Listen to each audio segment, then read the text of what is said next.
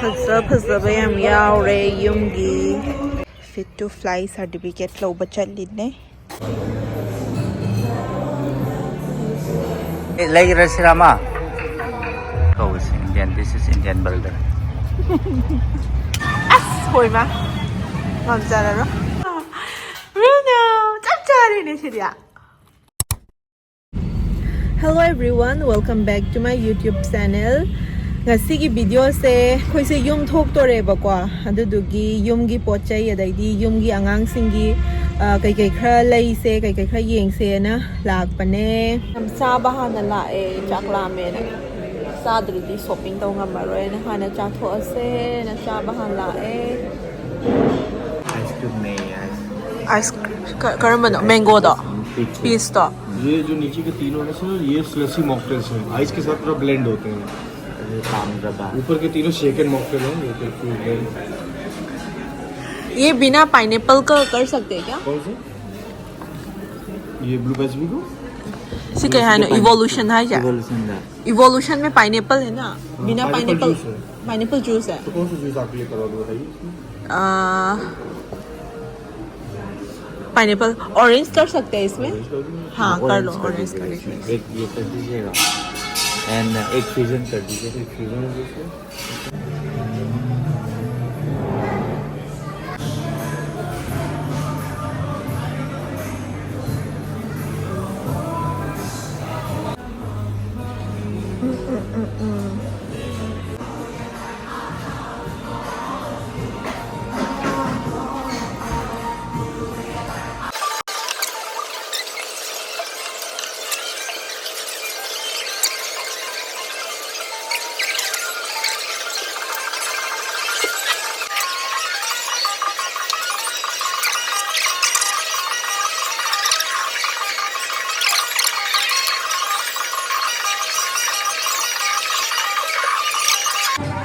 palm chai fruit khanbam ga khangdre 2 to 3 years ki chalo chaya adu kana gi oide no bm gi ayo ji sai kya bm ra sai yom su gre kesu yam no si edu ki khar su re ngang nu pa macha amagi maya makhoi hazik Bruno gi weight on ba chatli kaya lum bano haibado khangbo matungda magi case to leina bana ma se flight manungda di 7 kg mukhata lum me hai pushan yai hai ba ko 7 do my case yauraga ado ma se kaya lum mino khangdre aduna adui matungina case to leina bana weight han on thora se na weight on ba chatli क्या ले 6 point something le ma to de ba da the 7 ba kya hai ra tum le bro adui tar di ma dieting to hale 6 yin da tum le 6.6 नहीं छोड़ दो अगर नहीं यहाँ नहीं है तो 6 तो क्या नो ले isi ba से da ha na kya le yengo 77.9 71 point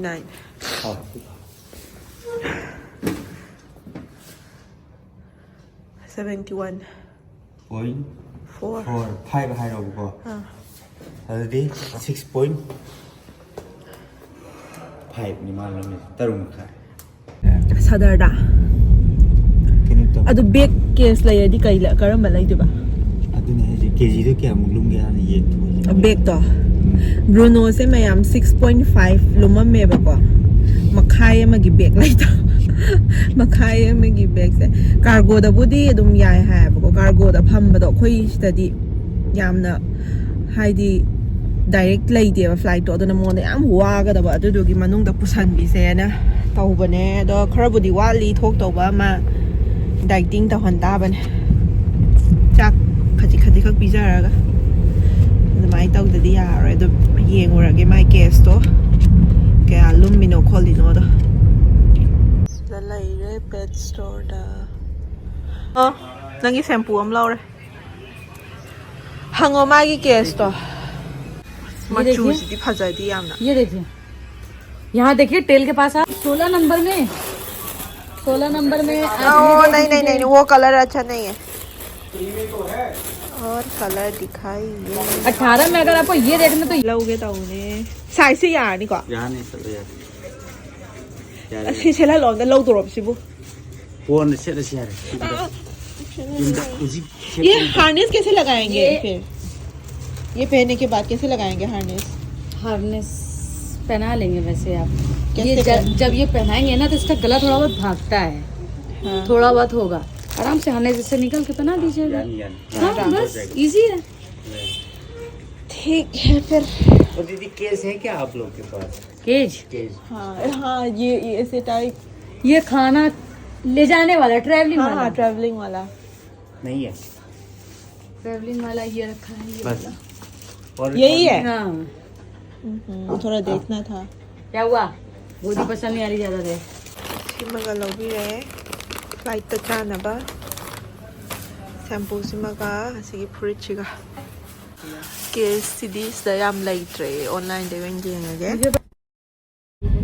सिगिसिना next day दने खोइदो सुम नुंदांग वाइरम थोगलकपने अदुदा मेला अमा तौ लेरमे चंगगा करी करी यावनो खोपनो येंगुसे ने सुम संगकपने द टिकेट का खम से ले अखोइ लाइसे काइने बा लखनऊ महोत्सव फजई नुमिस केच कई फजब याम यावरे युमगी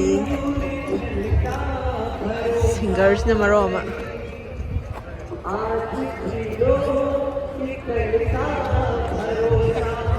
ड्रेसिंग टेबल का साम फसे गमला थमनब याम कन फजदे से काचिनदि खरा फजब याव माल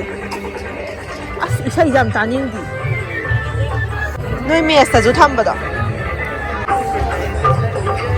फजैये केमेलगा थाउरिसेगा đang tưởng mà như này तोंग नोय तोंगनिंगदा Thank you so much. Thank you. आम चावे सोनसु म्याम लेहौरे नम तंदना नमदरा I head over like एक दीजिएगा याम कशलकन है पेट्रेक कलाउ दिए हाइदी आइदी ये खितोयगा माले पेट्रेक लाउनगा हाँ बिट लाइट्रे सुमाइन थुदे खरदि ये अपाक पसी ची सानी वे वान इसका एक Walang Eiffel Tower am lay tu.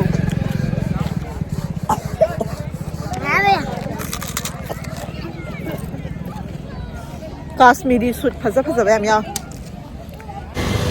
Ngang khana pha mayam le. Hi jam kan wang khale tu. As hoi ma. Ngam jara ro. Big pa ma le song isina.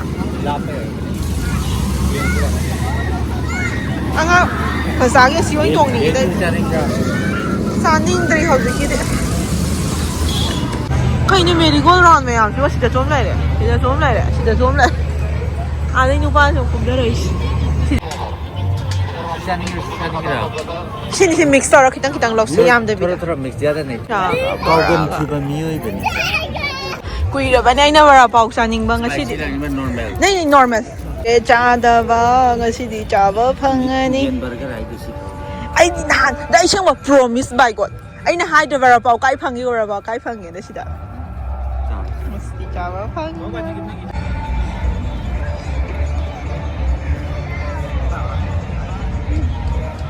How ब्रा अमगा लेरा Indian burger का Indian this is Indian burger May se phajai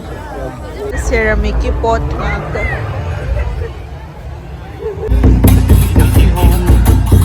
Thon kan le kan thau chu ja ka ja ya Singer na mo phaja ba ne Sari ya na cha ho ra ba और बहुत प्यारी बच्ची एक बार doctor का पीछे आ गए Chik pa yaad hai जितनी जल्दी हो बच्चों का करा दीजिए कीजिए फजाई अदुम इसिंग थकपै glass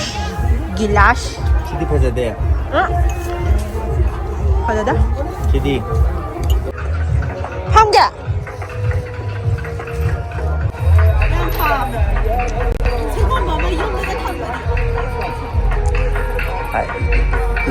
lấy ra sirama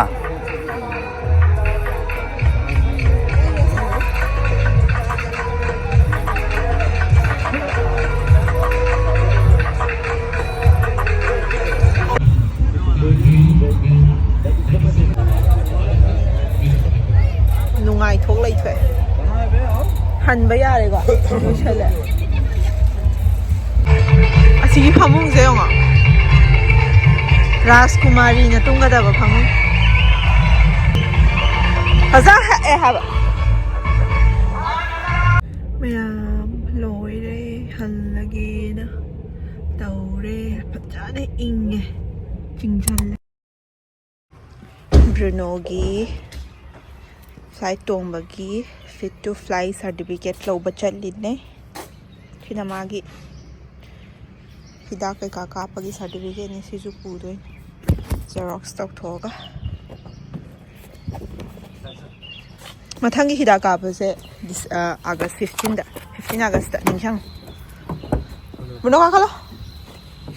thenge thong lo lam mani oi ma oi Yore. Na Bruno wen kya le yo? Yezi ma khata le ra ma dik anu ani da da noi be man 6.5 विले बिना को maya makhoi do amuk thokla e hayeng laon haire doctor leiramdre bako tum hayeng ayuk laon ang haire e khoi amuk la e next day ni sina the doctor le hui drip kana ka phauri certificate law baga halada laura e stalai re da thok Bruno sna ne thong hang do ga di chen tha toi to le xerox tok thoni Magi case to yore e lok thok le ram pot lo chali ngai da cha dau di man nat loi lok tho ha pai ra mun am ta ha ko na ko china kha chaw ma le ko na han dukan da le hau ko du budi sina Kevin da pusana ba du ni yaram jadi matam luar Bruno lai hau ba ta ba ne khara kai le ram to shu kai de kwa rong kai yin ina Bruno na hayin kulla cha to ni sida chino kan ba ji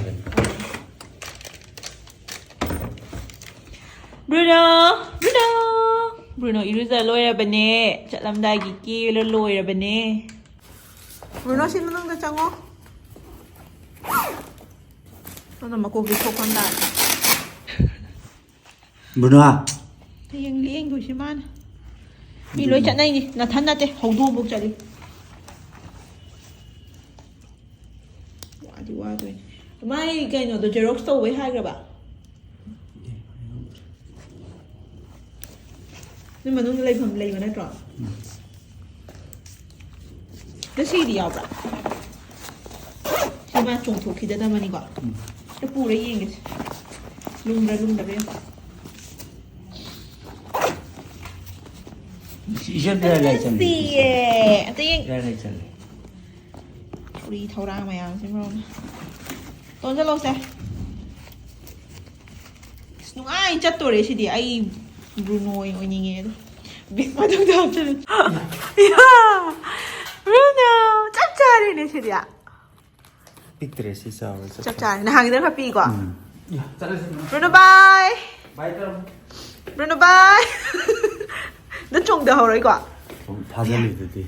hào giờ đi mà nè hào giờ đi